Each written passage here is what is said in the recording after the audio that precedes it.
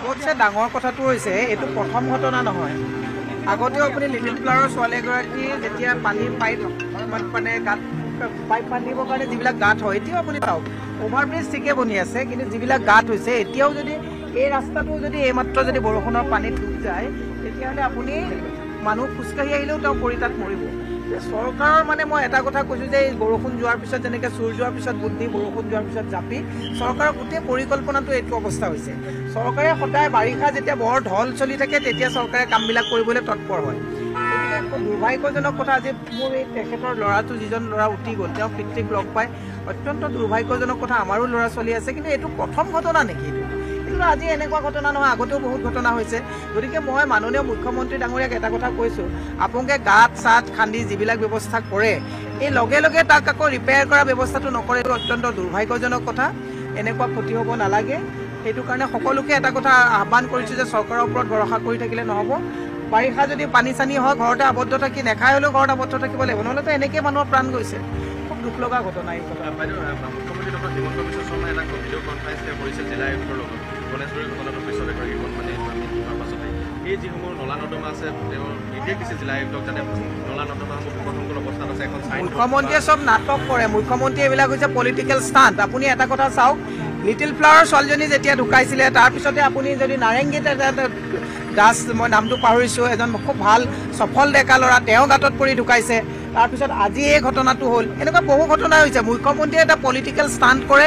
ৰাইজলৈও মোৰ এটা বিনম্ৰভাৱে আহ্বান আছে, ৰাইজে আজি চাওক, মই আপোনাৰ অকল এই ঘটনাটোৱে নকওঁ, মাথাউৰি আজি এজন মন্ত্ৰীৰ ভাতৃয়ে বনোৱা শ শ কোটি টকীয়া মাথাউৰি আজি ছিঙি গৈছে। তাৰপিছত মই ৰাইজকো দেখিছোঁ আকৌ মন্ত্ৰী গ'লে দুজনে গালি পাৰে, দুজনে চেল্ফি উঠে। ৰজাঘৰীয়াৰ লগত চেল্ফি উঠাৰ যিটো টেণ্ডেঞ্চি, আমি যিসকলক জনপ্ৰতিনিধি হিচাপে নিৰ্বাচিত কৰি পঠাওঁ তেওঁলোকতো ৰজা নহয় নহয়, আমাৰ টেক্সৰ পইচাৰে তেওঁলোকক কাম কৰিবলৈ পঠাওঁ। তাৰপিছত তেওঁলোকে বানপানী সাহাৰ্য দিবলৈ যাওঁতে ৰাইজেও পকপকাই থকা অৱস্থাত চেল্ফি উঠাৰ টেণ্ডেঞ্চিটো আঁতৰাই জবাবদিহি কৰিব লাগে যে মাথাউৰি জিঅ' বেগ বা মাথাউৰি কিয় হোৱা নাই, এই গাঁতবিলাক কিয় ভালকৈ সম্পূৰ্ণ কৰিব পৰা নাই, মেৰামতি কৰিব পৰা নাই, এই কথাবিলাকত ৰাইজে পাহৰি ৰাইজে নেতা দেখিলে যেতিয়া চেল্ফি উঠে, গতিকে নেতাইও পাহৰি যায় নেতাৰ দায়িত্ব। বাইদেউ, গুৱাহাটী মহানগৰীত গোটেই আপোনাৰ NDRFৰ জোৱানসকল কালি অভিযান চলাই আছে, তেওঁলোকে NDRFো আহিছে, GMC কৰ্মচাৰীও আছে, কিন্তু কথাটো হ'ল প্ৰতিটো কাৰ্যালয়ৰ হৃদপিণ্ড ইয়াতে সকলো সা সুবিধা আছে, তৎসত্ত্বেও কিন্তু ইমান সময় উকলি যোৱাৰ পিছত গুৱাহাটী মহানগৰী এটা শিশু উদ্ধাৰ কৰিব পৰা না। চাওক, সেইটোতো দুৰ্ভাগ্যজনক কথা। আজি শিশুটো উদ্ধাৰ কৰিব পৰা নাই, সেইটো এটা দুৰ্ভাগ্যজনক কথা হয়েই। আজি মেইন কথাটো আমি ৰুট কজটো ৰাইজৰ জ্ঞাতাৰ্থে কৈছোঁ যে এই কৃত্ৰিম বানপানী যে গুৱাহাটীত হৈছে তাৰ অৱস্থাটো কি। ভৰলু কিয় খনন কৰা হোৱা নাই? ভৰলুখন আজি মৃত অৱস্থাত আছে, ভৰলুৰ খনন কৰিব পৰা নাই। আজিতো শিলশাকো তেওঁলোকে উচ্ছেদ কৰিছে, কিয় পানী হৈছে তেতিয়াহ'লে? জয়ন্ত মল্ল বৰুৱাৰ ঘৰলৈ যোৱা যিটো বুন্দাজান 100 ফুটকৈ পুতি দিয়া হ'ল, ৱাটাৰ বডি কণ্টেইন যদি মেইনটেইন নহয় তেতিয়াহ'লে পানীবিলাক ক'ত যাব? তেতিয়াহ'লে জয়ন্ত বৰুৱাৰ ঘৰলৈ যোৱা যিটো বুন্দাজান মানে আজি হিমন্ত বিশ্ব শৰ্মাৰ সাহস হ'বনে যে জয়ন্ত মল্ল বৰুৱাৰ ঘৰলৈ যোৱা বুন্দাজানখন যে পুতি দিয়া হ'ল? আজি খনাজানত তেওঁ গৈ পেলাই পলিটিকেল ষ্টাণ্ট দেখুৱাইছে। খনাজানৰ সেই চুইচ গেটখন বন্ধ কৰি ৰাখি আজি দীপৰ বিলখনক মৃতপ্ৰায় অৱস্থালৈ লৈ যোৱা হৈছে। এই কথাবিলাক আমি ক'লে মানুহে বেয়া পায়, কিন্তু আমি একচুৱেলি ৰুট কজটো বুজি পাওঁ যে কি কি কাৰণত গুৱাহাটীত কৃত্ৰিম বানপানী হৈছে। এইবিলাক মুখ্যমন্ত্ৰী মহোদয়ৰ এটা পলিটিকেল ষ্টাণ্ট, আৰু তেওঁলোকক মই সেইকাৰণে এটা কথা কৈছোঁ, ৰাইজ সজাগ হ'ব লাগিব।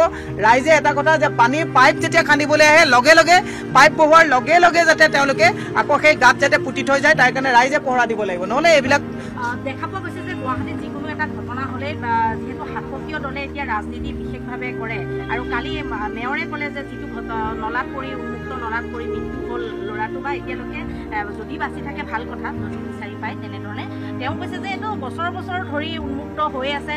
যদি উন্মুক্ত হৈ আছে তেওঁলোকে দায়িত্ব লোৱাৰ পিছততো ওপৰত স্লেব দিয়াৰ ব্যৱস্থা কৰিব লাগিব। মেয়ৰজনৰ কোনো দায়িত্বই নাই। মেয়ৰজনৰ মই এটা সাধাৰণ কথা কৈছোঁ, এই ঘটনাটো বুলিয়েই নহয়, খাওগলি যিটো আছে তেওঁলোকে এই অভাৰব্ৰিজ বনাবৰ কাৰণে সিদিনাখন তেওঁলোকে তাত নটিচ দিছে যে য'ত যোৱা, আমি ক'ব নোৱাৰোঁ তোমালোক য'ত যোৱা। যিজন জনপ্ৰতিনিধি তেওঁ তাত দোকান দি থকা মানুহৰ পৰিয়াল কপৰা চলিব, সেইটোৰে উত্তৰ তেওঁৰ হাতত নাই।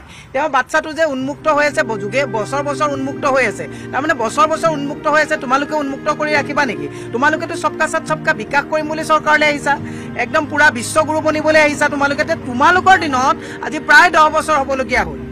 ওপৰত অভাৰব্ৰিজ, তলত কদৰ্য পৰিৱেশ, তলত মানুহ যাব নোৱাৰা এটা অৱস্থা হৈছে।